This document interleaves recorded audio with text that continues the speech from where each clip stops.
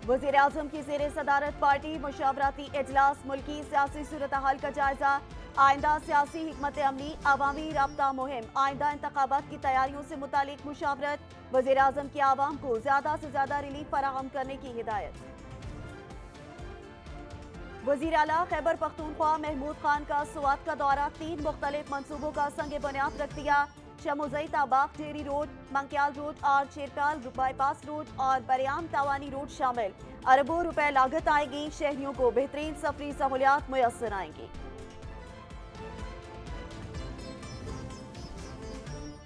इमरान खान के पास असेंबलियां तोड़ने के अलावा कोई रास्ता नहीं रहा। 75% आवाम इमरान खान के साथ, रायामा इसका गला घूंटना चाहती है। केयरटेकर हुकूमत का दौरानिया बढ़ाना चाहती है। इलेक्शन से फरारी पीडीएम इमरान खान को दीवार के साथ लगाकर नाअहल करवाना चाहती है। शेख रशीद का ट्वीट।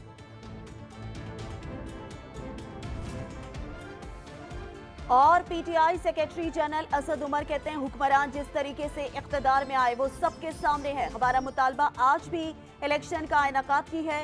हुक्मरान इलेक्शन से भाग रहे हैं। राना सनाउल्लाह से पूछना है, इतने घबराए हुए क्यों हैं? इस्तीफों के बाद हमारी तनख्वाहें रोक दी गई, हम तो नहीं ले रहे हैं।